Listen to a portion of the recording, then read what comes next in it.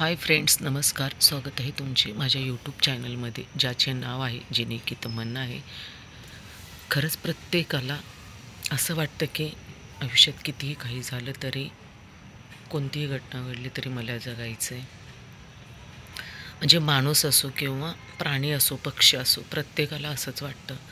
ज्यावेळेस आपण आपला शेवटचा श्वास जाईपर्यंत आपल्याला असं वाटतं की मला जगायचं आहे. काल म्हणजे आम्ही ट्रिपला गेलो होतो मैत्रिणींबरोबर. वन डे ट्रिप होती.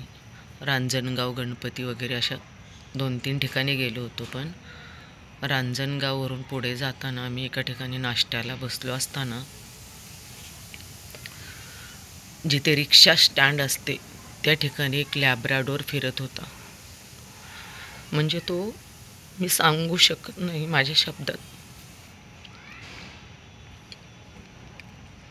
जर तुमची लायकीच नाही त्यांना आपल्या घरी ठेवायची, तर तुम्ही अशा लेकरांना कशासाठी आणता आपल्या घरी?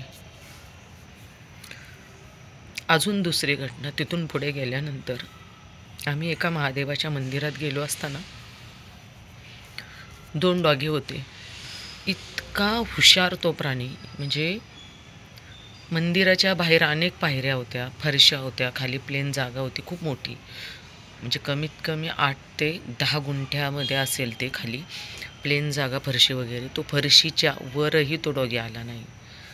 मी ज्यावेळेस तिथल्या काकांना विचारलं की काका, म्हणजे हा आत येत का नाही? तर ते म्हटले नाही, तो तिथून बाहेरच खेळतो, कधी तो आतमध्ये आलाच नाही. आणि 2 डॉगी तिथं होते. तर ते मला काका बोलले की इथे एका डॉक्टरांनी याला इथे सोडलेलं आहे. हा डॉक्टर असून जर प्राण्यांचं वाचू शकत नाही, तर हा माणसाला काय वाचवणार आहे? ह्याने फक्त स्वतःच्या हौसेसाठी त्या लेकराला घरी आणले आणि त्याला रस्त्यावर सोडले. तर ते ब्राह्मण काका बोलले की आम्ही त्याला देतो चपाती वगैरे खायला. पण तो इतका शांत असतो. मैत्रिणी माझ्या एका साईडला होत्या, पण कारण म्हणजे हे माझं आयुष्य आहे, ते मुखे प्राणी, हे मला माहिती आहे. मला इतका त्रास झाला की लोक इतकं वाईट कसे असू शकतात. त्यामध्ये एक जर्मन शेफर्ड आहे त्या डॉगीमध्ये, आणि एक दुसऱ्या जातीचा आहे.